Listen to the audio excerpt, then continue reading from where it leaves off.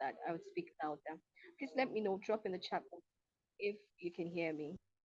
So we have today in our midst a special guest who is a financial coach in the person of Mr. John Paul.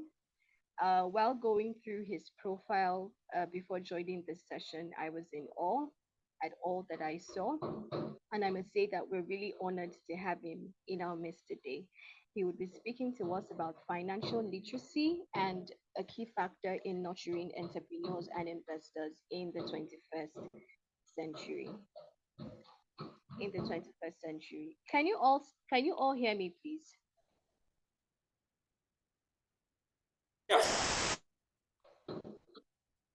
Okay, because I can see comments saying that Yes, my we are voice is hearing low. you. Oh, okay, thank you. Okay. Without wasting much time, I would go through his profile so that we get to know who he is before he to us. So we're very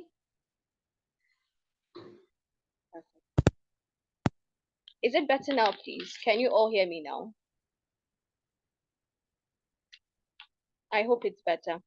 So we're honored to introduce to you Jean Paul Nyereka, who is a visionary whose journey from surviving the Rwandan genocide to becoming a beacon of hope and innovation in Canada is nothing short of extraordinary.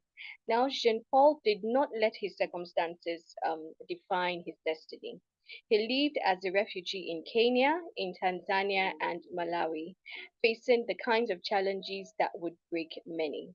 Now, despite being rejected three times through a refugee lottery program, Jean Paul's resilience and determination led him to be eventually accepted into Trent University in Canada, where he pursued economics and business administration. This marked the beginning of a new chapter in his life, one filled with hope and promise. Jean Paul's 12-year career in banking, first with RBC and then BMO, was marked by rapid advancement, achieving seven promotions over 12 years. His success in the corporate world is a testament to his hard work, dedication, and intelligence. But perhaps more impressive is his pursuit of the CPA designation, which he achieved by resourcefully paying for his exams with a credit card, highlighting his determination to succeed against all odds. However, Jean Paul's story is not just one of personal success, it's also a narrative of profound community impact. In a feat of what he describes as temporary madness, Jean Paul cycled around Lake Ontario, hovering over 1,100 kilometers to raise funds for bike ambulances in Malawi. This act of extraordinary commitment and compassion showcases his unwavering dedication to making a difference in the life of others. Jean Paul's most groundbreaking contribution, however, lies in his invention of the financial wellness score. Inspired by the traditional credit score, this innovative alternative provides Canadians with a crucial first step towards financial wellness, setting priorities and paving the way for a more secure financial future. This invention is not only a testament to Jean Paul's brilliance and creativity, but also his commitment to using his talents to serve others. Choosing to step away from the corporate world, Jean Paul embarked on a mission to promote financial wellness, driven by a deep sense of gratitude to Canada and a desire to give back to the community that has become his home. His story is a powerful reminder of the human spirit's capacity for resilience, innovation, and generosity. It is with great pride and admiration that we welcome Jean Paul Inyerek to share his remarkable journey with us. Please join me in giving him a warm welcome as he proceeds with this discussion. Wow. Paul, you're That welcome to take the floor, please. awesome. Well, thank you so much for inviting me again. I am honored to be here with all of you. There's nothing better that I would rather do on a Saturday. And I am so glad that you took the time in your busy days to come and learn a little bit about financial wellness. Well, that was a very excellent introduction. So Tracy, thank you so much. What I would like to say is that I would definitely pay a lot of money to get back in your position and have your youth. So you're already working with a big asset called youth and energy. So no matter what your situation is right now, just know you're ahead just because you are here and you are young and you have the energy to do what you need to do for your financial success. Now, what I like to do is to get the questions. Can you hear me? First of all, can you hear me correctly and can you see me? I need to make sure that we are all in. Yes, we can hear. You can hear me great? Yeah. Hey. Yes. Fantastic. Okay, so I would like to know a little bit about you all, and I know we don't have time for intro, so I'm going to ask you for just one thing. Type which country you are in and which side of the Drake Kendrick the situation, which side you fall in. So just type it in the chat. I can see the chat, and while you do that, I don't know if I have the right to share my screen. Yes, let me give me the rights to share my screen and then we'll move on to the presentation. I had so much joy making this presentation for you, and this is my second time at Rebirth. So hopefully they'll bring me back for the next cohort. So we have I'm gonna make this. So Yeah, we have South Africa, Kendrick. Sorry, go ahead. I'll give you a right to share the screen, right? You can't share it even now? Yeah, even now I cannot share. So, yeah, so we have, you know, a lot of Kendrick in there. A lot of Kendrick. I see Kendrick fans are very strong. I can see you have to double back. Is it Mihlali? I'm sure I'm just pronounced that wrong. We have Yazacho from Ethiopia. Which side of the Drake Kendrick situation? Which side do you fall in? Okele from Ethiopia. Hello. And Ademe, also from Ethiopia. Lots of Ethiopia. And we have Nigeria in the house, Somalia. I guess a few people did not listen to the Drake and Kendrick beef that is going on. It has been all the rage around here, so it was very nice icebreaker. You see that a lot of people are on two different sides. We have Namibia in the house. I was raised in Malawi. I was born in Rwanda, so I was a refugee on the road for half my life. I went to Kenya for a few years, went through Nairobi, Nakuru. I don't see any Kenyans in here, so I'm going to have to represent for that country as well. I don't see Malawians as well, so I'm taking representation for both of those countries. So allow me a few countries. I'll take Tanzania as well. We don't have any Tanzania. Okay, there we go. I'll leave Kenya alone because we have Sebastian, who is in Nairobi, Kenya. Yes, yes, yes, Mambo. Yeah, so we have Cameroon. And let me share the screen. Good now, I guess. Paul. Yeah. Okay, let me try it. Let me try it again. Oh, fantastic. Okay, so I'll do a quick intro and share exact. Can you see my screen? Yes, sir. All right, so this is a passion of mine. As you heard in the intro, I worked corporate and I led a very nice corporate life for about 12 years of my life. I know I look young and everything, and I appreciate that you say that I looked young, even though you didn't say it. I'll take the compliment.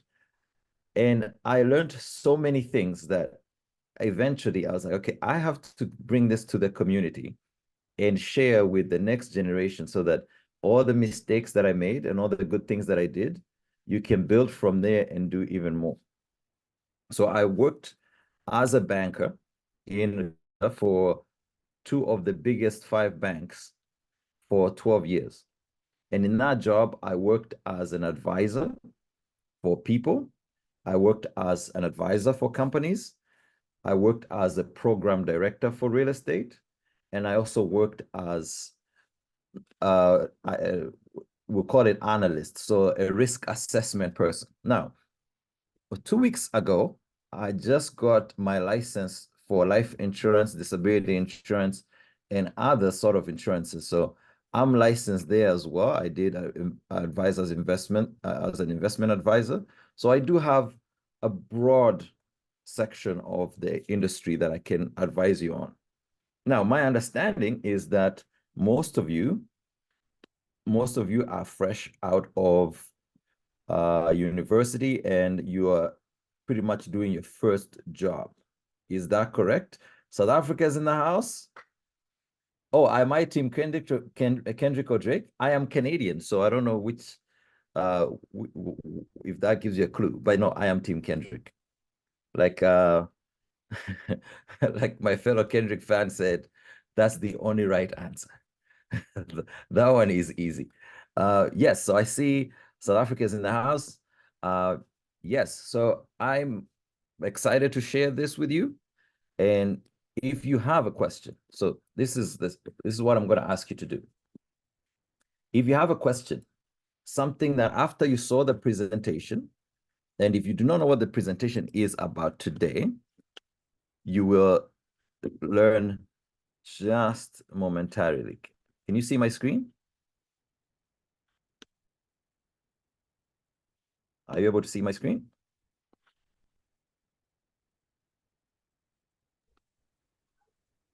Yes. Okay, Yes. fantastic. All right, so today we'll be presenting on the right financial wellness strategies for young African leaders, aka yourselves. Now, this is an important time for Africa and an important time for you guys, especially because as much as Africa has gone through, this is the period where our opportunity has arrived. The technology has broken different barriers. The other competitors, other countries that we're competing with economically do not have the youth that we have.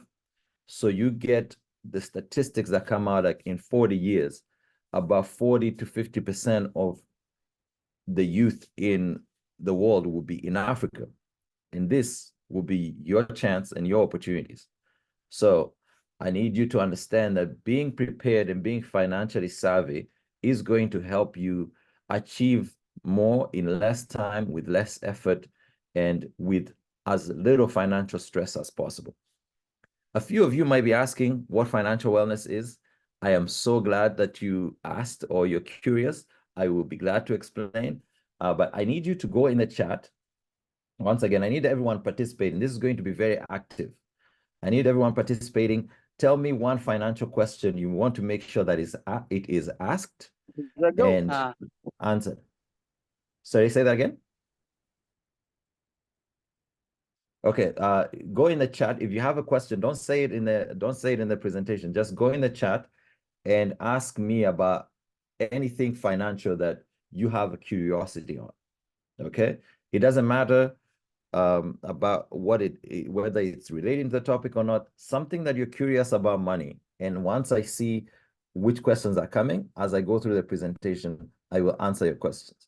Now, the other thing is, I also want to make sure that you interrupt me in the chat every time you see something or you hear me say something and you're like, I don't really understand what that is. Okay.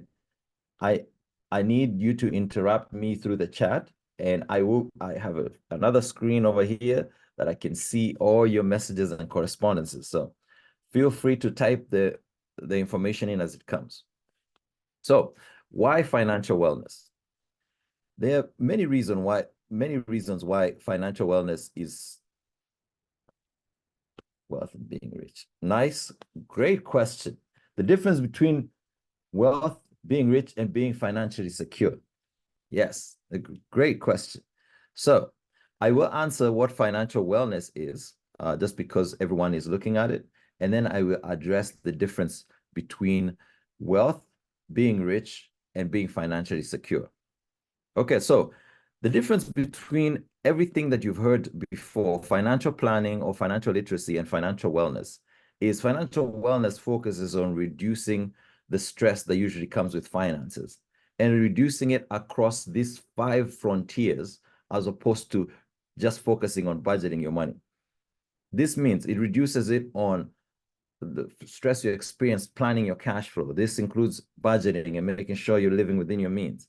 Saving and investment, making sure you're removing a little bit every time to secure your future. Building a net worth and building assets. This means you're buying things that appreciate in value and they fight inflation. In Canada, we are lucky to have access to financial markets, but I know people who are in Kenya, for example, also have financial markets. But even at home, you have things like houses that appreciate in value and they fight inflation. Cars are a whole different things. Some cars are great assets because you can buy it and you can sell it for more than what you bought it for. But sometimes if you buy it too high, you will not be able to sell it for how much you bought it for. So when you're building net worth, you need to understand what an asset is. And we'll talk about it later on in the presentation. Mitigating risk. This is the part where we as Africans, especially at a young age, we feel bulletproof. We feel like we have so much time. And the things that can derail your life that we end up foregoing thinking about. So when you're mitigating risk, you're thinking about things that will stop you from progressing. I know most of you have gone to university and your families are counting on you to succeed so that the whole family succeeds. You are in the line of succession because they know you're smart, they know you're ambitious, so they know that if you are given a good opportunity, everyone is going to be better off for it. But what happens if, God forbid, you pass away? The whole plan is interrupted by an untimely demise, or you get a terminal disease, say, for example, cancer, things like those. You can protect yourself against that by making sure that you have life insurance or disability insurance, that if something bad happens, your progress for your family and your generation keeps on. And at your age, life insurance is so cheap, you can probably get it for however much you buy 10 beers. Okay? So, and if you do not drink beers, 10 sodas, 10 Fantas will probably get you a good, decent amount of protection against an untimely demise. So when you're thinking about financial wellness, you're thinking about all these things. But the last and very important thing is financial literacy, making sure that you have educated yourself on what are the things that I need to do to make sure that I'm reducing my stress. If you do not know whether your cash flow is good enough on a month-to-month basis, you're going to leave stressed because when you get to the 29th and the rent is coming out on the 30th, you might start not making eye contact with your landlord.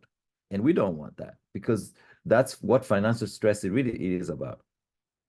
Being able to walk in your truth without fear that, you know, when the rent comes out on the 30th, is going to bounce, or the landlord is going to have to chase me around, or if my friends are going out, I cannot go out because I did not plan well enough that the rent is not going to set me back. So that is the framework for financial wellness, and that's why it's a different proposition. This is the leading work in Canada, by the way. Even people here in Canada, this is the time they're getting introduced to this concept. Personally, I'm one of the experts that are pushing this into the Canadian market. I have a partner who has written about 12 books that is also helping me push this information. So you're getting the information as fresh as you can get it. So take a notepad, take a few notes, and ask your questions. We have a few more questions that have come in. One is a touch on marketing funds and its complications on current economies.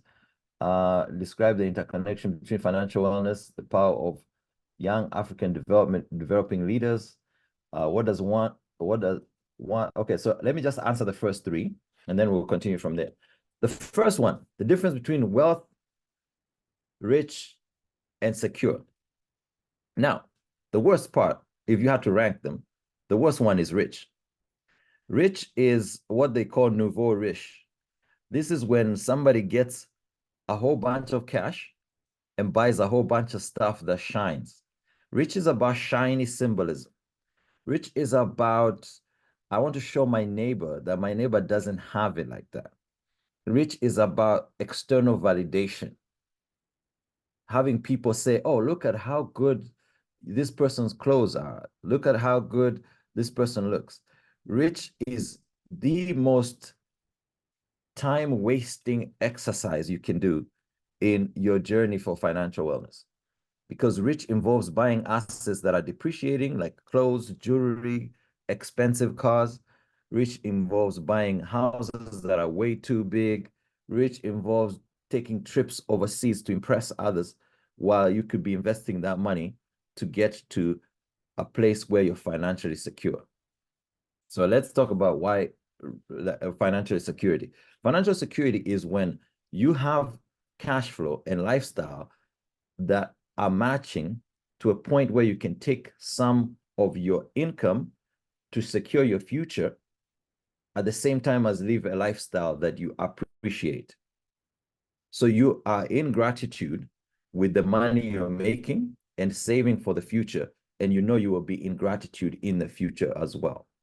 So that is financially secure, where the money that is coming in is good for now and is good for the future. Now, wealth, this is the part where the metaphor we're going to use today is, imagine you have a garden, right? Actually, let's not start with the garden. We'll get to the garden later. Imagine you have an apple. You have a choice. You can eat the whole apple, including the seeds, or you can eat the apple, take the seeds, put them in the ground, put some water and fertilizer, and then instead of working to get more apples, in about 14, 15 years, you have an apple tree that you don't have to go and work to get more apples.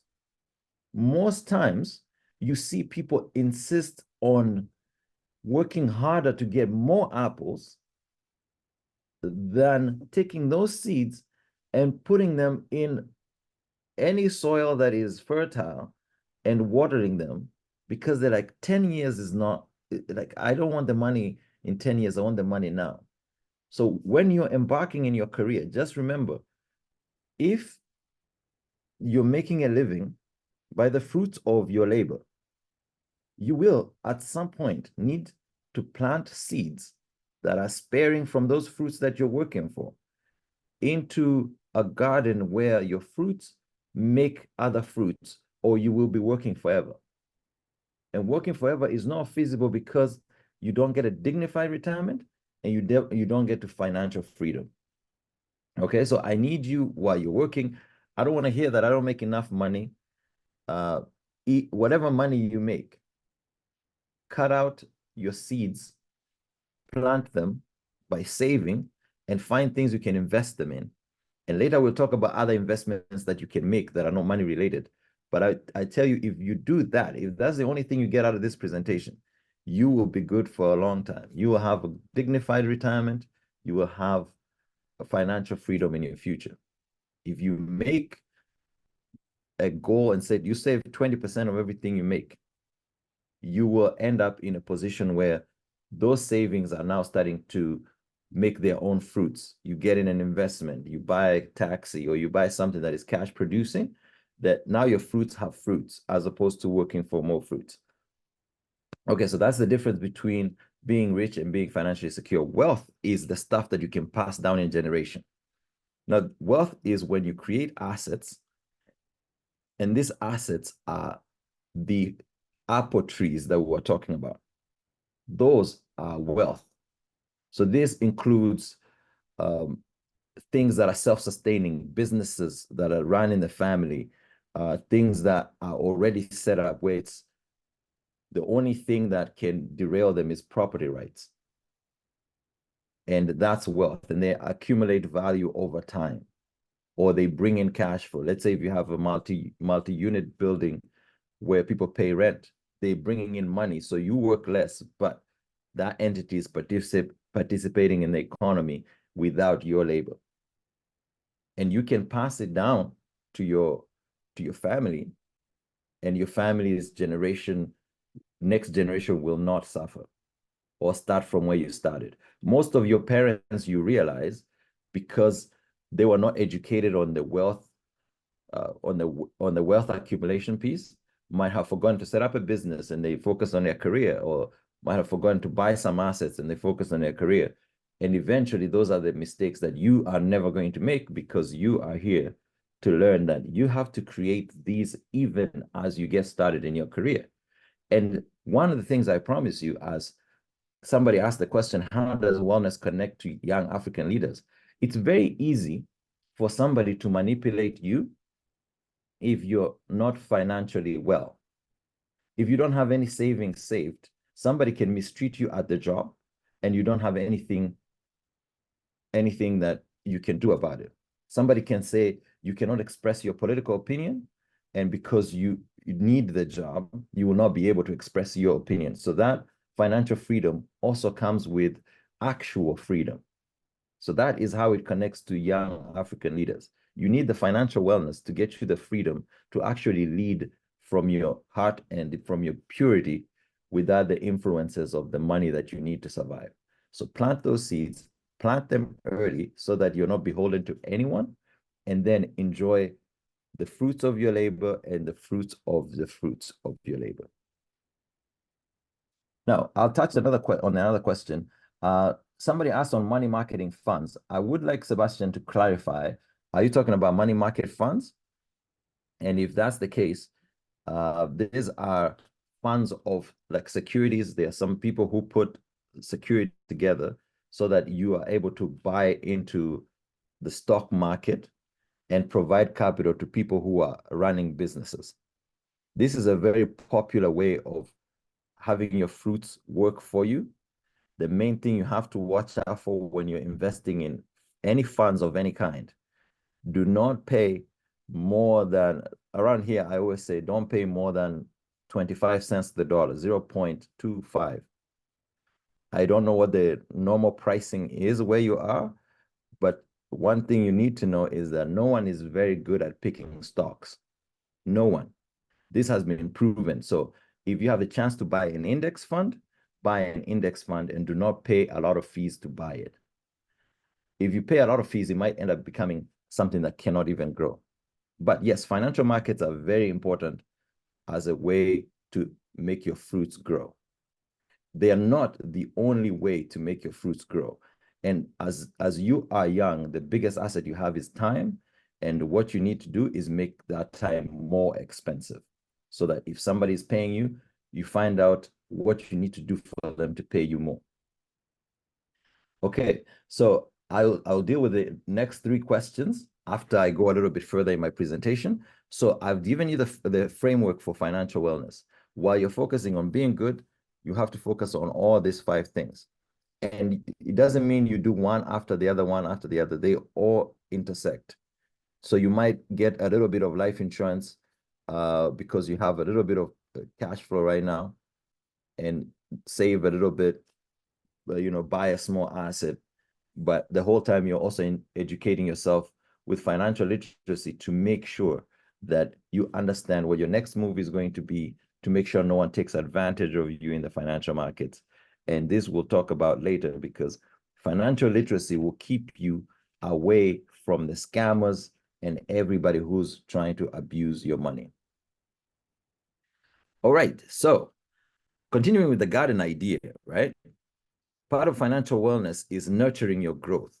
Okay, you are in essence at the beginning of your earnings. From here on out, you're going to earn so much money in your working career. The people who will be happy at the end are the people who plant the seeds. Do not spend every single dollar, every single shilling that you make, and you plant those seeds, and then you water those seeds. You harvest them sustainably so that they keep growing. Those are the people that at the end will be financially well, away from financial stress.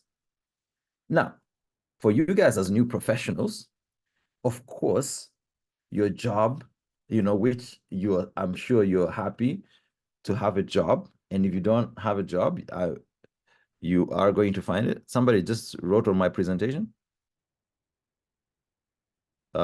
Isa, Ibrahim, please stop writing on my presentation. Yes. Yeah, so your job. Don't you presentation. Sorry, John, to interrupt.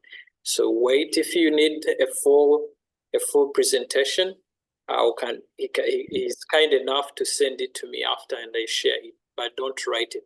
Yes, I will share this information. Trust me, you no, don't worry. As long as you're not Team Drake, we are fine.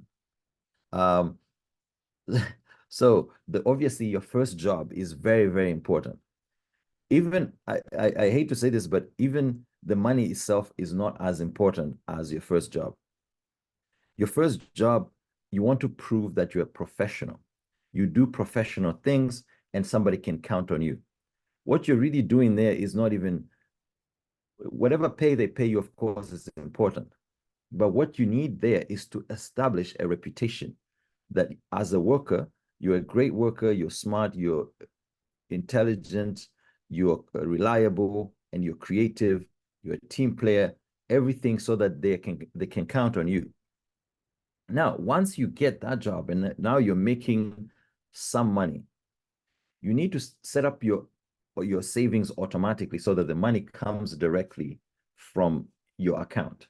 Like I said, even if you're making 10 shillings, make sure you take away those 2 and find how to make ends meet with those 8.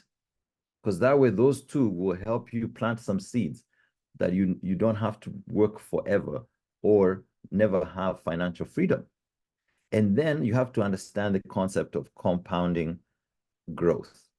Compounding growth is when you grow a little bit on top of what you just grew, and then you grow another little bit out of that new component of how much you grew last time.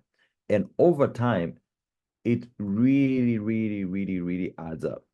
Somebody who's a master investor, Warren Buffett, said it's the 9th wonder of the world, because all the things that you're doing, cost of living with inflation always adds to the cost of you having a lifestyle that you're proud of. That is also compounding, because the price of bread always goes up at the same rate as on a compound basis from the last time it went up. Now, that's how you need to think about your investments and your assets as well. You need things that go up in a compounding manner so that they are fighting inflation. Your biggest enemy, not enemy, but things that don't work for you are taxes and inflation. You cannot escape either. And taxes, you cannot escape them. I'm an accountant, I'm a qualified CPA. Yes, if you do tax evasion, you'll be in jail. Inflation, on the other hand, there's no way to escape it, because you have to eat, you have to socialize, and you have to live in the world. Every time you have to live in the world, there's inflation. But if you have assets, assets will help you fight inflation.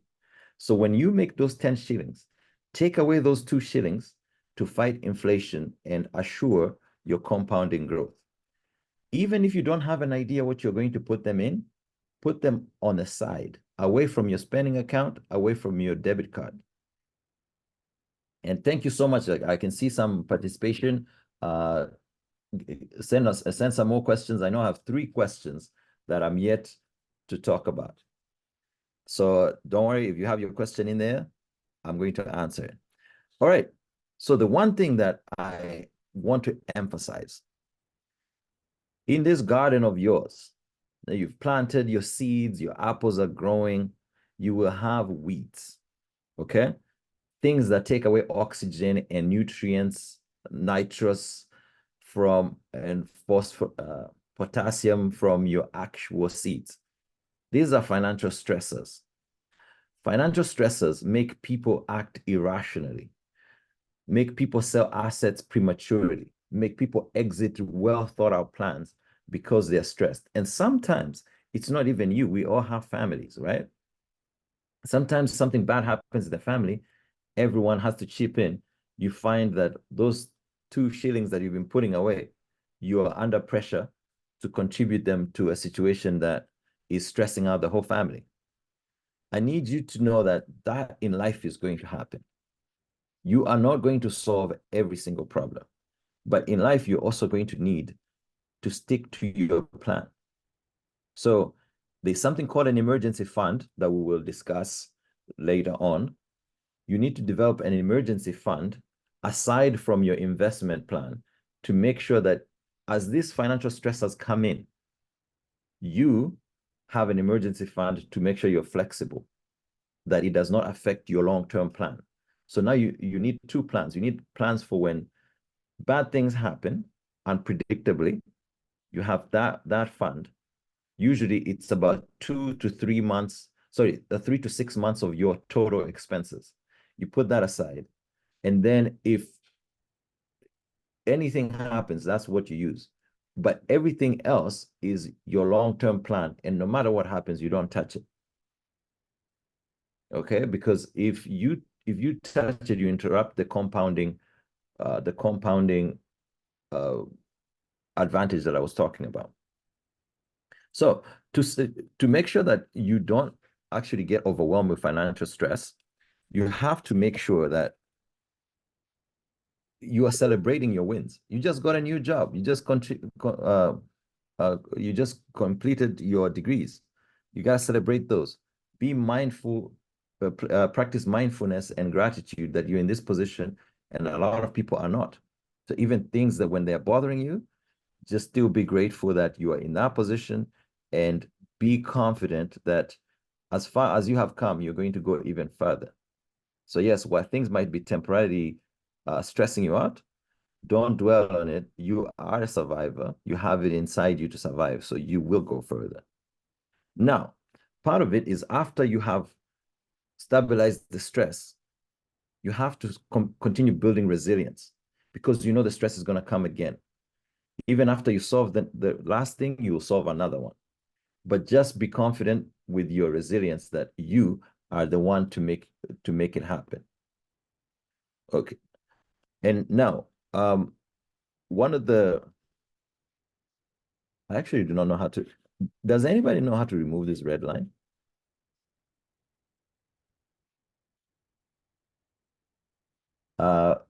Isa, we're going to come back to you. I know you're the one who knows how to do these things. So I don't know if you get points for putting out a fire that you started, but we are going to need you to put out this fire, because it looks like I scratched some of the text. Anyway, these are some of the financial stressors that you will deal with. Comparing yourself to your other like schoolmates or friends who either are doing better or are doing worse. That is none of your business. It's going to stress you, because then you're not living your truth. You're just looking around. Do not do that. Focus on your own journey, and remember, you are unique and you are worthy. Unrealistic expectations. This is something that maybe your parents put it on you, or somebody forced you to be a doctor. You did not want to be a doctor. Oh, thank you so much. Somebody says this is a very important topic. Yes. So these expectations, you need to check inside and say, why am I so unhappy with my situation while I am in a situation that is unique? Reevaluate your goals. Just write your own goals. Don't worry about the expectations. If somebody said, why didn't you become a doctor? Because I'm on my own journey, and where I'm going is only for me. And you have to consistently remind yourself, because you're human. Every once in a while, you will forget to remind yourself that, oh, I'm working these expectations because my mom has these expectations of me. And then it's stressing you out. It's causing you to be less focused. It's causing you to be absent-minded. The other thing that happens is lack of recognition. You guys are going into the workforce, and there are people who are established there. They might undermine you just because of your age. And then you might feel undervalued and underappreciated, and you start getting discouraged. But if you feel discouraged, you don't make the effort that is necessary to stand out, and stand out people make the most money. When we get to the Pareto principle a little bit later on, I will show you why it is really important to stand out. Okay, so advocate for yourself. I know in most African cultures, we are very polite to power. So find a way to advocate for yourself without being impolite. But when you're wronged, make sure that you don't just sit quietly. You will end up becoming resentful. You will end up becoming unappreciative of the opportunity, and it's going to cause you financial stress. So cultivate a mindset of reliance and self-worth, but making sure that you're not flying off the handle every time. I don't think anger solves anything. And I also do not think sitting quietly solves anything. I would like to put a pin on this because this is very specific for women, especially. It's very costly for women going into the workforce that do not speak up for themselves at the very early stage of their career. You end up losing out on earnings for a really, really long time. Remember, pay grade and pay raises also work as compounding assets. So if you miss out on a pay raise because you did not ask for one in your first year, but your male colleagues asked for one because they're more confident, by year 2, even if you get the same pay, in 20 years, they might get 2 times more money than you just because you missed that first pay raise. You get what I'm saying? So you've got to make sure that you practice self-worth, that if you need to ask for the pay raise, and do not be ashamed to say, I contribute a lot to the team and I want to be recognized. Don't let that fuel your stress. Let that fuel your ability to communicate and say, give me what I'm worth. And at the same time, look around to see if who else is interested in your particular skill set, or do you need to add to the skill set? So seizing opportunity, this right here is exactly what will help you get make more money at work and in life. First of all, your parents are going to be aging. So this is something that you will find out as soon as maybe you are 5, 6, 7 years in your career. All of you are going to start taking leadership positions. Your parents will be done working, or they're tired of working, and you are now starting to take on really important decisions. Where to stay in the house, which house to stay. Maybe you have to move back in the house so that you can help with rent. Maybe you have to stop some of your social stuff. That's where your leadership is going to start. And it starts at home, because leadership is really just looking beyond yourself. Once you start looking beyond yourself, your leadership moment has begun.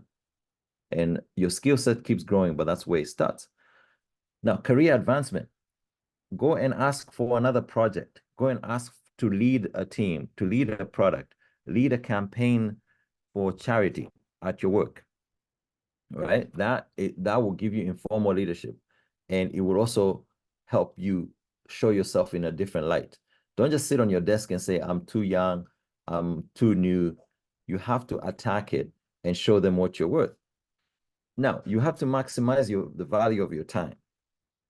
You need to invest in activities that get you seen, okay, in a different light, see you actually doing the action. Some of you have worked in different social campaigns as students. Don't put that aside just now because you're working. Make sure you put that front and center. That's going to be a differentiator, right? And market yourself. Build a LinkedIn profile. Let people know how to perceive you in the market. Think about it this way. You are in a labor market, and you want to present yourself similar to any market in the most attractive light. And the cool thing is, you can define that yourself. Your job does not define it for you. All right? Find your advantage. This piece number 5, I'm going to stress that a lot. I'll introduce something to you just after this, because no one will ever pay you the highest caliber of money without you actually showing that this is the thing I can do better than 80% of the population. All right? The other thing that is important, collaboration. So sometimes you can find like-minded people that also are saving their money or saving their time, and you can both invest your money or your time to create an asset that otherwise by yourself you could not have created it. One of the very popular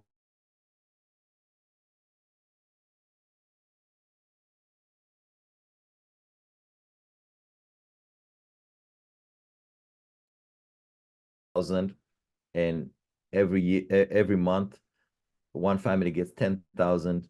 Every month one family gets 10,000 and they keep rotating. That's one of the corroborative investment advantages, that it will help you get a bigger chunk of money ahead where it could have been difficult for you to do it by yourself. This can also work with time, right? Like if you start a small business where it's 2 or 3 of you, you'll be able to get further than just yourself. All right. So this is the same information I just gave you, but just a little bit in more details. You need to anticipate the needs of your job, your family, and yourself to get yourself in leadership positions. Okay. You need to position yourself at your job as indispensable. And the way you do that is adding value to the job. So the things that they don't see, instead of complaining about them, this is how you actually know value. In my years of working in corporate, the best way to know value is find the things everyone complains about. People love to complain. Find the thing people complain about and solve it.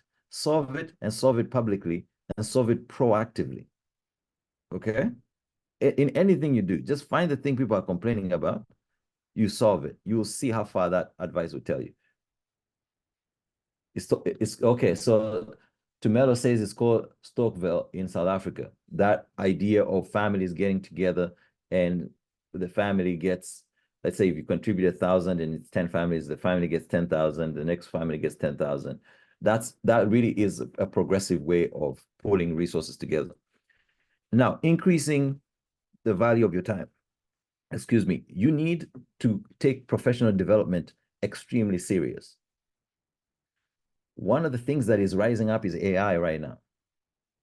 If you got your degree and feel like you finished your education, let me throw cold water at all of that. There's no such thing as finishing education. Your commitment to professional development, professional and personal, by the way. Some of you might not be very good timekeepers. My first job to get fired at in Canada, I was fired because I was late. And late around here is 15 minutes. So if you are in an office and you have a client that comes in and you are there, let's say you invited the client at 10 and you are there at 9:59, you're late. If you are the owner of the meeting, be there 15 minutes early. These are very basic stuff. So personal and professional development. You will need to convince people that you're special and your degree is no longer special. Let's just be completely honest. Everybody has a degree nowadays. So you need industry certifications, you need projects that you have completed, or you need to go and get another degree or a master's degree or something additional. You know, some of these new things that are coming out don't have degrees, like ChatGPT does not have degrees, but I use ChatGPT in my work a lot. And it's hardly the only AI I use to create this presentation. I use gamma.app. And as you can see, it's a pretty nice presentation, if I may say so myself. If I was to do this in PowerPoint, it would take me forever. So you have to keep increasing the value of your time, and eventually people will notice. And if they do not notice, move to a place where they notice. Do me a favor. Do not get lost behind your desk, having somebody make you feel small. That is going to make your money small. Okay? Do not let anybody make you feel small, because you will end up becoming small. All right. Now, let me introduce you to the Pareto principle. Pareto is an Italian economist. They called him Vilfredo Pareto. What he noticed is that 80% of Italy's wealth was owned by 20% of the population. Now, wherever you live, I'm sure this is still applicable that many years later. I think this was in the Renaissance era or something. But what ended up happening is that when you apply this to life, it actually works on so many other things. So I'm imploring you to use this principle in life. The most important things in life will come from 20% of what we do. So this tells you that of the 10 things that you have to do, focus on the 2 that really achieve the most important things. Getting to the bottom of your to-do list is not impressive. Doing all 10 things is not impressive. Finding the 2 things that need to be done is what's impressive. So yes, create that to-do list, but find the things that move the needle. Ibrahim says we should share the, yes, Salah Somalia, yes, I will definitely share these presentations. And when I do, please do not circulate them. Just share with friends and family, but, you know, let me not see it on LinkedIn or something like that. All right, so this Pareto principle, take this home.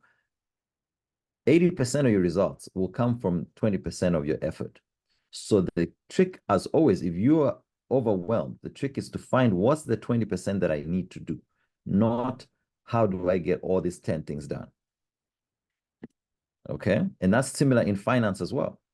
Finance, if forgot to do the savings, it doesn't matter what else you do. You can make more money. That's what rich people, these people who we call rich, do. You make a lot of this money, you forgot to save, you buy this new G-Wagon, now you're riding around town looking like you're rich. But then, if this money dries up, you're back on the streets. Like, how is that a smart thing to do? Okay, so that is the principle. Write it down, use it on everything you have to do. Every single thing in your life. Use the Pareto principle. Find the 2 things out of 10 that needs to be done completely. And if you miss the other 8, but you've done the 2, you'll still get 80% of the results. Okay? So how do you use that principle? You have to identify your 80-20 advantage or your Pareto advantage. What is the thing inside you that you do better than most of the people that you've met? Okay? Maybe you're a hard worker, better than 80% of the people you've met. So embrace a challenge that you know a lot of people would not be able to rise to the occasion similar to the way you rise to the occasion. Maybe your family has different ties. Maybe you do have a talent similar to these soccer players. You see soccer players, they identify them very young that they can play soccer better than 80% of the people. They start working on their advantage. And by the time they are 16, 17, they are ready to go pro. Why don't we do that with our talents? Maybe you're a writer. Maybe you tell good stories, but you have not given it the time and you have not given it the daylight. Make sure that you go pro in that specific sphere. So you're kind of taking your gifts for granted. That's your 80-20 advantage that will pay you more money than your job. That is your advantage. Leverage your family ties. Family sometimes will tell you how special you are before you even believe it. So if you do not know what your advantage is, go and ask somebody who knows you well. What do you say I do better than most people? Some people might say you have the kindest heart. So you might try to seek out opportunities where people will appreciate a kind heart. And then you have the kindest heart more than everybody else. Just know that you inherently have advantages that if you take good care of them and you get better at them, you are going to be in a position where no one can move you, and you will get closer to getting paid what you deserve of a special person that you cannot be paid as just a regular person doing a regular job. Okay, and that goes to the last piece where it's exponential growth. Let me give you an example. When I was working as a real estate program manager, I was making very decent money. And that's pretty okay. But there was no chance in any year that I can double how much I make. Do you see that limitation?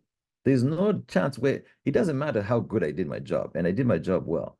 There is no chance I would walk in and be like, you know what, JP, today you have doubled your salary. You know, the only time I ever doubled my salary was when I got my CPA, and the bank did not pay for my CPA.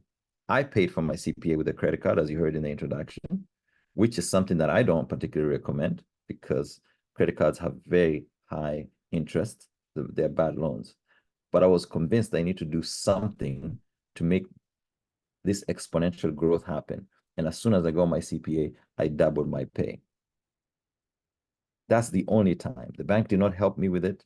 Eventually, they reimbursed me, which is actually quite nice. But nobody believed in me until I did. So take the same approach. No one is going to do it for you. And for you to get exponential growth, you're going to have to do something no one else is willing to do. I feel like I have emphasized that point.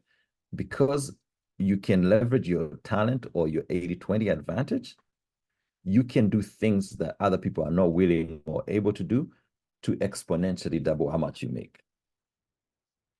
Okay. Now, these are things that I rarely talked about, but there are some money mindsets that will hold you back. Some of the things that are great examples are that rich people always get rich. Okay? If that's how you believe it, when you're applying your 80-20 principle, you're not going to believe that you deserve to be paid how much you deserve to be paid. Because you'll be like, oh no, if I get paid like this means I'll be a rich person and only rich people get rich. Or you're going to, like if you're going into an arena saying that this is rigged, people are only nepotistic, which some of it could be verifiably true, by the way. But you have to examine your money mindsets to make sure that you're not limiting your ability to make exponential amount of money. For example, getting a job and never doing professional development. That's the mindset that the more time that I do, the more money I'm going to make. Not only is that not reliable anymore, I think it was true for maybe a generation past. It's not going to be true for you guys. That is a money limiting mindset, because just doing time is not what we're here for. We're here to do challenging work, to take on challenges and get paid exponentially for how special we are. So when you run into something and you're like, I don't understand why I'm stuck, challenge your money mindset and say, why am I here? Did I stay at a job too long? Did I not do professional development? Did I not do personal development? Do I not believe I deserve it? Then figure out, okay, what is this thing that is holding me back, and how do I wrestle it back into an actionable plan to move beyond it? Of all the things that we talk about, taking action is going to be front and center. No one's going to do it for you, and no help is coming. So make sure that you cultivate the culture of self-reliance and collaborate with similar-minded people, but knowing that it's going to be you that gets it done. And your confidence should not waver, because you've already done awesome stuff. You have finished your university. You have gotten yourself a job. There's nothing you're not going to be able to do. Okay, and if you have questions, please keep typing them in. So this is a break in the presentation. I'm going to go back and answer some questions so that the people who asked can at least feel like I'm not ignoring them. All right. Are you still with me? Give me an emoji in the chat. Give me your favorite emoji while I answer these questions. All right. So what does one do as a young person to save money that you receive, e.g. from your own business? You want to be financially stable, but always end up withdrawing from my savings for family issues. I have personal goals set for myself. I feel like I'm not getting anywhere anymore. Like, how do I ensure my future in such a situation? This is actually an excellent question, and this is what I was alluding to earlier. They will always be family situations. So what you might need to do is create an emergency fund, okay? Where separate from your savings and create another savings that you never touch, okay? If you're very strict on the last savings, you have a chance to move forward because you have anticipated this family stuff is going to come up. So I'm going to put an emergency fund on the side. The right amount of emergency fund that I recommend is 3 to 6 months of expenses, and build it slowly or build it aggressively. Either way, you will have to cut from your lifestyle. So if you already have your business and your business is running, can you scale your business, or can you cut out profit from your business? There's a hand up. Do you want to speak, or do you want to put it in the chat? No, I just wanted to ask a question. Sure, you can ask it. Prefer you ask in the chat, but you can ask it since you're already live. All right. Well, next time I'm going to do that. But Sure. I just wanted, in terms of the 80-20 advantage, I just wanted to know, for you personally, what was your 20% advantage that sort of you maxed out on and you get where you are? That is such a great question.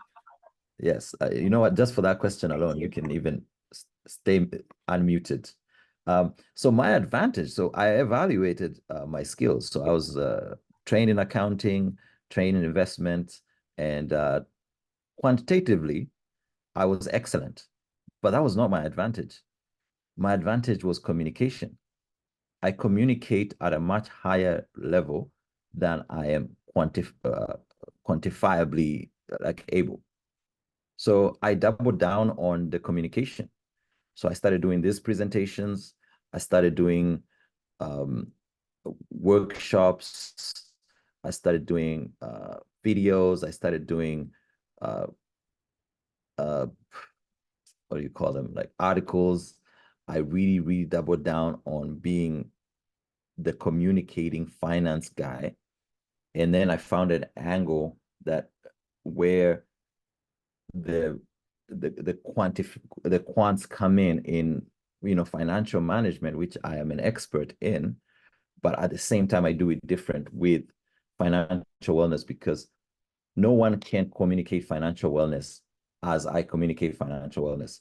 The 5 pillars of financial wellness that I introduced, it's not something I read in a book. I created that. So I found my advantage to be communication, and I took a topic that is very difficult to communicate, and I broke it down, because no one will be able to communicate on such a difficult topic with the level of expertise and the level of communication ability that is naturally my gift. Does that answer your question? Yes, thank you so much. It's such an excellent answer. Thank you so much. Awesome. Okay, you can now mute. No, if you have a question, please put it in the chat. Let me go back and answer our friend who has a business, but family issues keep interrupting. First of all, kudos to you. You have a savings habit. The thing you might have to do is 2 things. Double down on your savings habit. Maybe save more so that you can create the emergency fund as you create savings, but never touch those savings. When you get to those savings, just say, hey, listen, we as a family, we have to figure it out. Somebody else has to chip in, okay? Or in the business, try to scale it. If the business is around you, scale it, bring in another person. Free your time so your time can focus on bringing in more sales, okay? So focus on the scaling part of the business. All right, and how can one invest, and for what kind of investment platform can you suggest for Africa? For this question, I would have to get back to you on the platforms. But this is the way I look at it. Whatever investment you do, it has to beat inflation. There's no use in getting something. Keep those emojis coming, by the way. I see you guys. I see you. I know we have a lot of people in here, so I want to see everyone at least drop an emoji. You don't have to have a question, but you have to have an emoji, unless there's limited emojis. And by the way, you don't have to drop it once. Drop it twice. Give me some energy here. So I'll come back to you on the platforms. But if you're talking about financial markets investing, stay away from the fees. Stay away from somebody telling you they can pick stocks for you, and stay away from the hot item. Like, oh, this is moving right now. We're doing Bitcoin, we're doing Ethereum. Oh my God, Apple is moving. You will not get anywhere. Buy an index, buy an index of what's happening in the market and watch it appreciate. Have a systematic investment that every time you get paid, you buy this investment. Okay, that way it doesn't matter what price you buy it at. Timing the market is very, very, very unprofitable.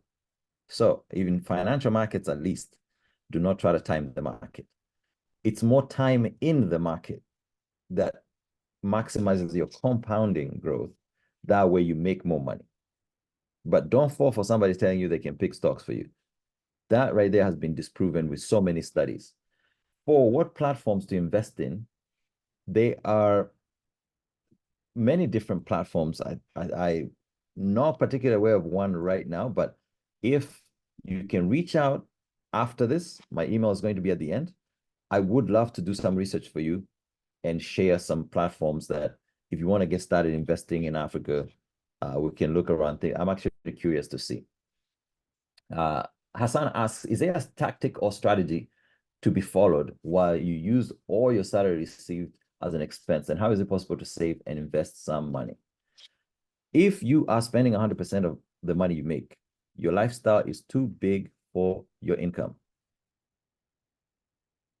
That's it. That is it. Your lifestyle should not be more than 80% of what you make. Okay, and if you want to really, really break it down, your rent should not be more than 40% of what you make. Now, we know reality happens. So, these are numbers that we use to know like which part of your life is misaligned. But if you're paying 50% of your money in rent, and now you have to live on 30% of your money, that's going to be tough because it's supposed to be 40, but that 20 should always go to savings, no matter where your salary band is. Because guess what? No matter which level of income you are, you will want to work less. You will have less energy as time goes. So you can always reduce your lifestyle to get in line, or you can make your time more expensive. Take that 20%, buy a course on, Coursera, or get a certificate to make more money. That way you have a little bit more room to save. Like I told you about me getting my CPA while I was working and putting it on a credit card. I could have saved that money and not done the CPA and just reduced that lifestyle. But that sometimes is not the answer. Sometimes the answer is you have to do both and aggressively make your time more expensive. Okay, so do not be overcome by this money limiting mindsets that, oh, this is how much I'm going to make for the rest of my life. Yes, you have to put your lifestyle in line, but you still have to say, no, I am going to make enough to be very comfortable, very secure, to live a happy life. What do I need to get that done? You need to get another certification. If you need to get another degree, go get it. It's really that simple. So for the people who are asking about how you can invest, these are mostly relevant for financial markets, but this is also relevant for if you're buying land, you're buying houses, you're buying goats, you're buying cattle, livestock, or even crops. You want to make sure that you diversify where your income comes from. If you only have one job, if you get fired from that job, guess what? There's no money coming in. If you have one taxi and that taxi gets in a crash or gets impounded, no money is coming in.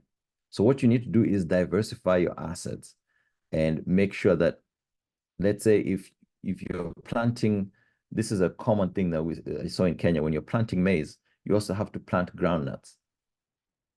You have to rotate the land so that you are more balanced.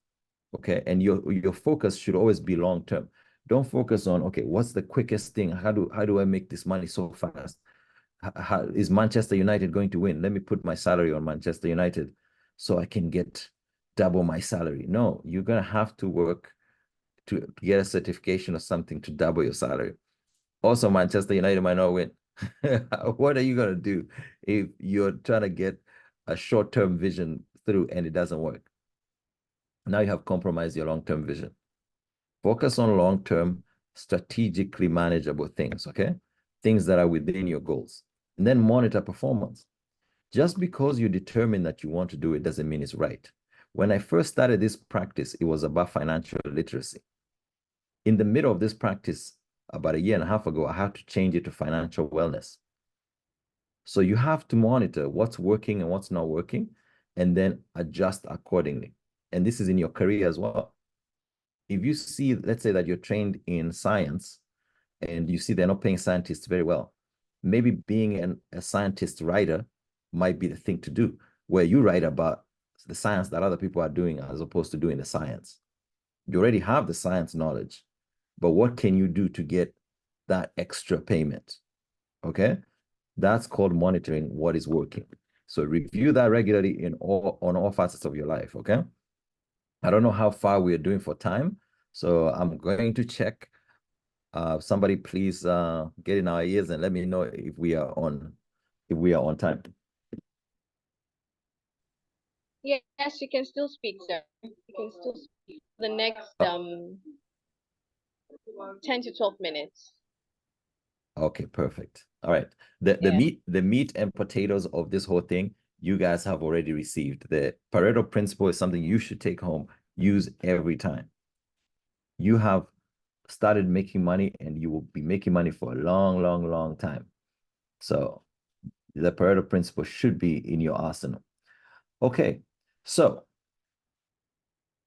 I'm going to talk about the power of compounding. The power of compounding is really what differentiates the people who will be later on having to work in their old age and the people who do not have to work in their old age. This includes reinvesting. So if you find something that is growing, let's say our friends here who have businesses, if you keep taking money out of the business, it's not going to grow. You have to reinvest it. That's compounding. And if you keep reinvesting and reinvesting and reinvesting, you're going to see growth. Okay? So embrace the power of compounding in whatever you do.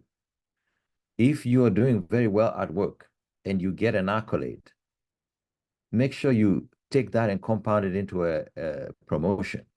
Bring it up when you're asking for more money. Stay disciplined. When you are compounding, the worst thing you can do is interrupt the compounding system. Because if it's going 2, 4, 8, and then you take out 6, now you're back at 2. It has to do 2, 4, 8 again. So that is how compounding works.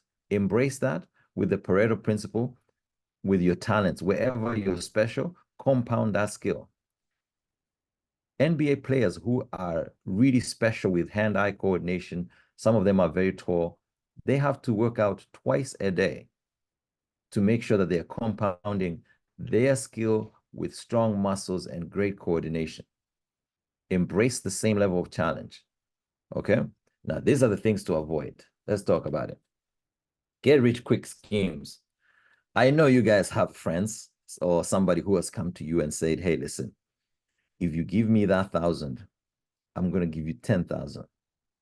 This is like a quick thing. Trust me, I know a guy who knows a guy who knows a guy. Yeah, that is going to interrupt your compounding process. And if you have money to lose, yes, please, by all means, participate. But participate with money to lose. Don't participate with 100% of your money. Participate with 1%. Let's say like sports gambling. If you put 2 shillings on Manchester to win, I'm not going to be, trying to find out where you live and say, why did you not practice the things we talked about? That's your 2 shillings. That's fine.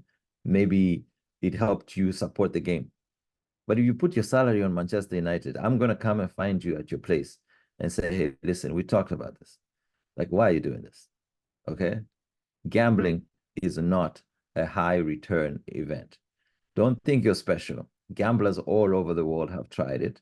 Casinos only get bigger. Speculative investments. These are things like Bitcoin and Ethereum and Solana and like all these things that are unproven and do not have value in real life. If I give you bread, does bread have value? Yes. Because somebody inevitably is going to need to have breakfast and they're going to come to you and say, hey, how much can I give you for that bread? That's value. If I give you a Bitcoin, right now we're still trying to figure out how the whole thing works. So it's still speculative. If I give you a painting, right? And I told you, oh, this painting is going to appreciate so much because it's going to be like Van Gogh. How do I know? So avoid these things that you do not know, where somebody's trying to take your money ahead and promise you incredible returns. And avoid speculative investments because you will end up in a loss position. Now, to create the seeds that you're going to sow, you need to know how to budget. Okay? And budgeting is very simple. You don't need a fancy app to do it, but there are fancy apps if you need them. Some of them I mentioned at the very end of the presentation.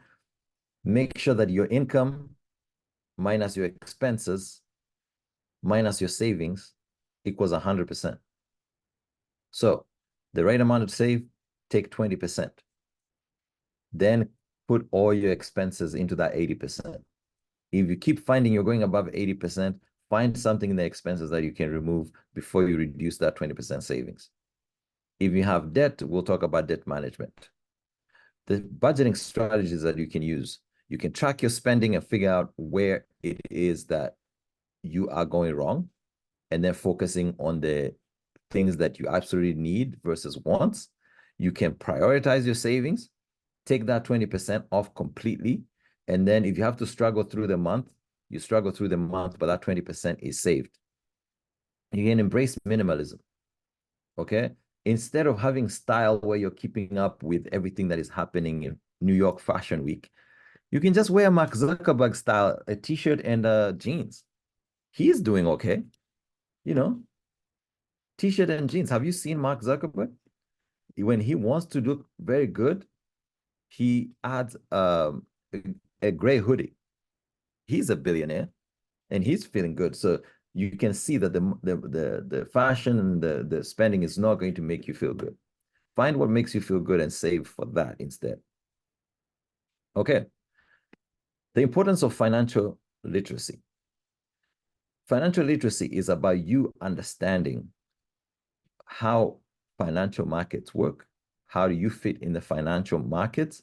And how do you get the best out of financial markets? This includes knowing which accounts are best, staying away from people who are luring you into scams, schemes,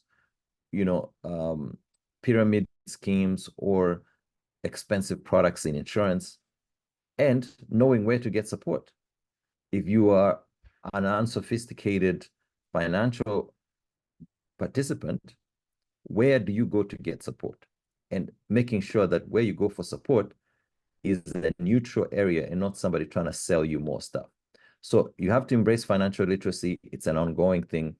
There are some products that are new in the market that even people who graduated 12 years ago might not know. So you have to stay on top of financial literacy, know what's coming, know what's best for you. This part, embrace just knowing a little bit at a time. Follow your curiosity, and then I'll help. Okay. Debt management. I'm going to leave this up here while I answer questions. And if you have questions about it, let me know. So is there a strategy? I answered that one. Money marketing fund. So if you have a money market fund, money market funds are actually low return funds because they maximize liquidity. What you want for long term is an equity fund, and everything depends on your risk profile. So how much risk you can take over a certain horizon. So when you're investing in the market, do not do it alone. Just avoid the fees. Do not do it alone. Just avoid the fees. If somebody is recommending something to you and you find that it's a high fee, then take the lower fee because no one is good at picking stocks.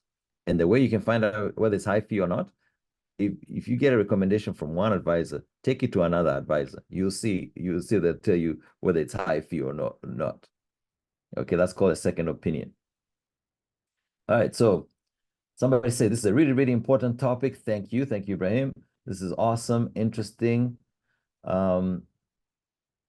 Yeah, somebody wants the presentation. Don't worry, you got it. Yes, would you say ETFs are good for beginning investors? Yes, ETFs are they're called exchange traded funds. So in the scheme of how you invest in a financial market, you either buy a stock, you either buy a group of stocks put together by someone, a group of stocks put together electronically by an index, or partially one is in an index, it follows an index. The other one is put together as an ETF based on an exchange. Exchange traded funds are cheaper than mutual funds. Mutual funds are those stocks that are put together by somebody else, because that somebody else has to take out their fee. And they average a fee of about 2% around here. But exchange traded funds average a fee about 0.25. So those fees in 30 years end up becoming like 30% of the portfolio. That's how compounding works. Taking out that 2% costs you 30% of your money in 30 years. So exchange traded funds, index funds are great. Mutual funds are not good. Stock picking individual stocks is the worst. You could buy shares from big companies in your country. Yes, the bigger companies will be on your stock exchange, and usually you can buy in part of the exchange by all the big companies.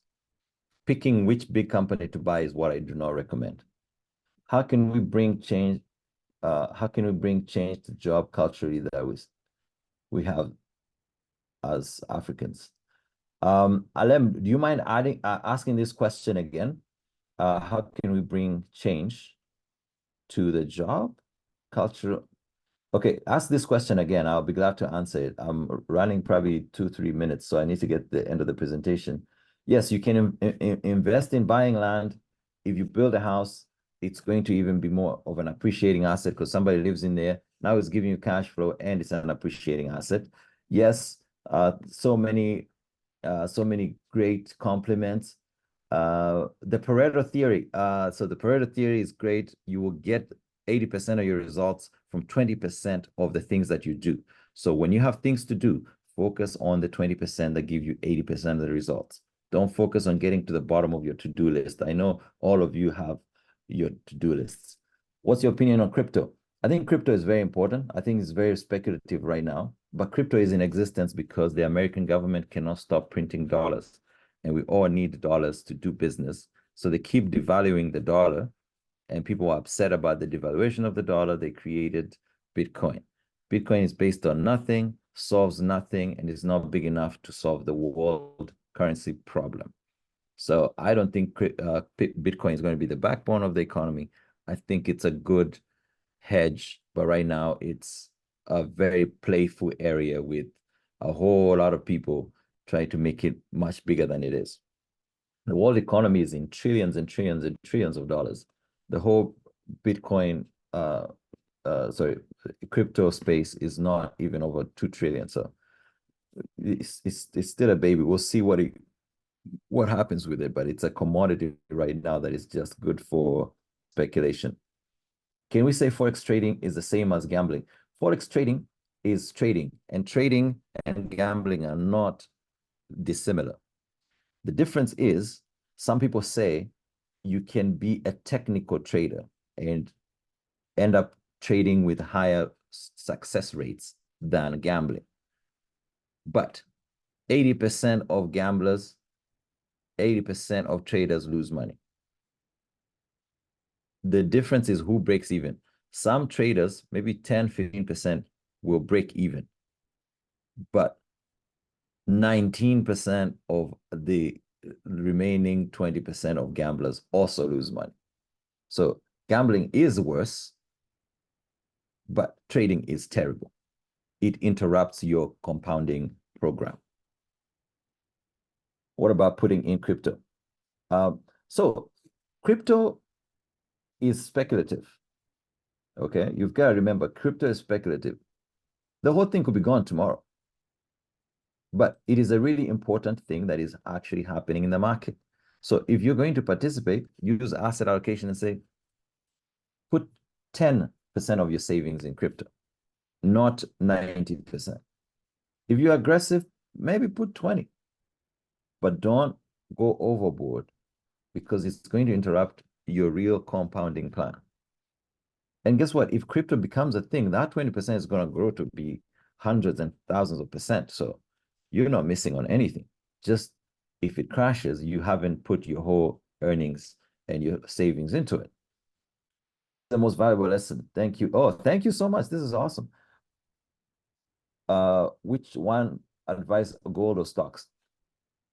Gold is one of the most frustrating things that is in the market right now. People keep referring to gold as if we are in the Nyereka era. Gold is not coming back. So focus on your compounding. If you look at gold compared to stocks and equity, gold has completely underperformed. So focus on a really, really good way to deploy your money and your 80-20 talents. Gold is not going to be the thing that saves you from inflation. Gold cannot save itself from inflation.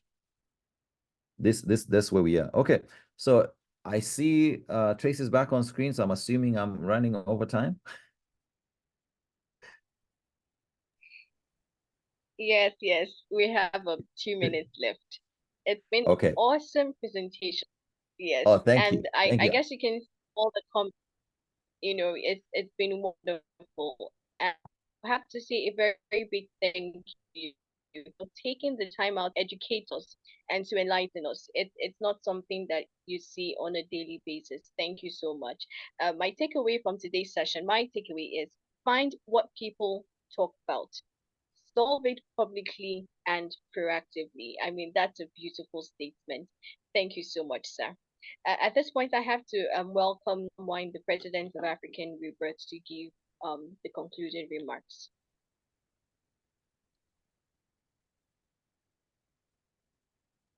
Muted a little bit. JP, do you wanna? I think people are enjoying the session. Do you mind? We don't mind giving you an opportunity to finish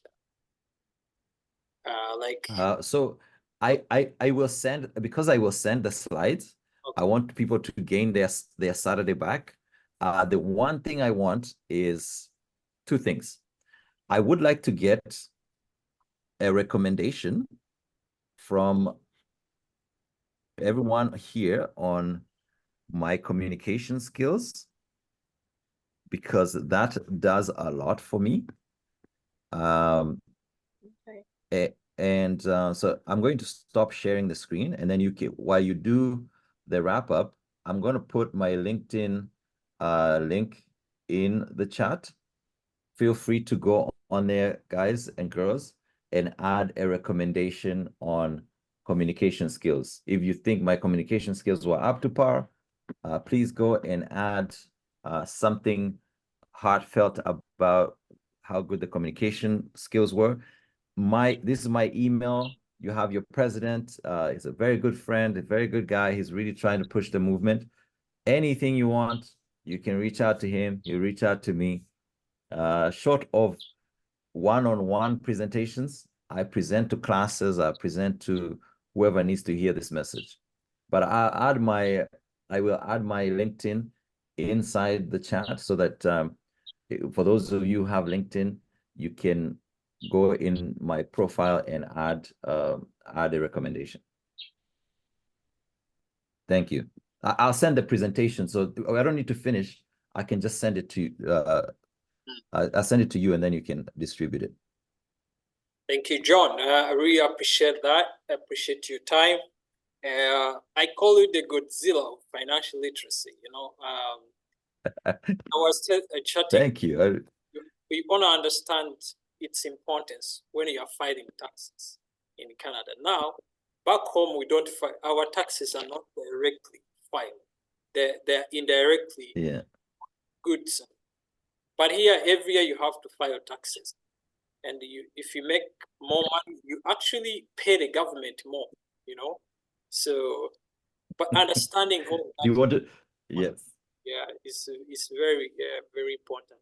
I don't have anything to add special, but what I can say from the African perspective, there are so many things you can do. Like I usually ask myself, beginning of wealth creation starts from even your culture, you know. I'll tell you, for example, in my culture, we keep cows. Cows are a darling, they are more than just an animal. But cows are an asset. Start from your culture. What does your culture say? Don't mind about stocks, etc., etc. You don't know. Warren Buffett has been doing this for the last 50, 60 years. He's a mass, you are not going to beat him. He's a shark in the ocean. He will eat you up. So the trading, you know, buy land, simple things like buying land, you know, plant crops. Malawi is a huge land. John knows it very well. There's so many, like they're food insecure. So use an opportunity, and always wealth is hidden in adversity. You know, a lot of problems. Wealth is there. Food insecurity. Is your community lacking food? Plants you supply. I bet you even the poorest person in the world eats. The poorest person in the world gets money to rent. I don't know how they get it, but they get it. By any means, they get it. So these are some of the things we can challenge to ourselves in the understanding that really, if you get control of the finance, you got the world to control. If you have no financial control, you're just a pusher. You're not at the center of the world. So thank you, John, a lot. I appreciate your time. I will share the slides with everyone, and I think it has been a good Saturday. Have a very good day, everyone. Thank you very much.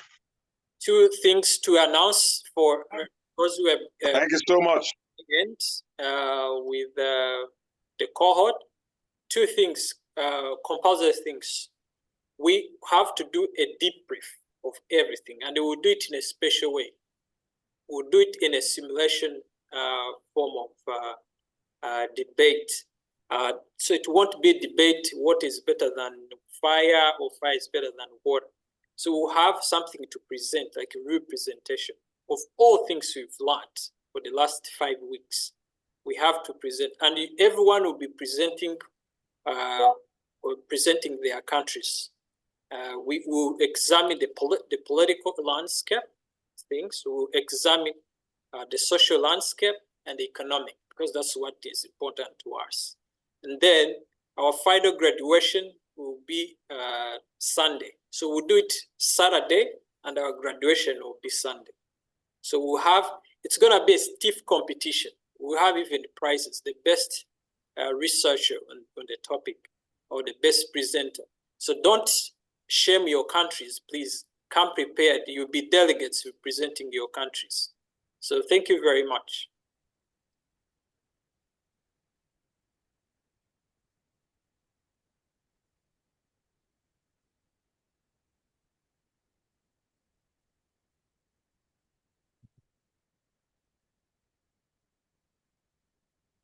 And thank you, Tracy, for leading the program well. Thank you, all of you.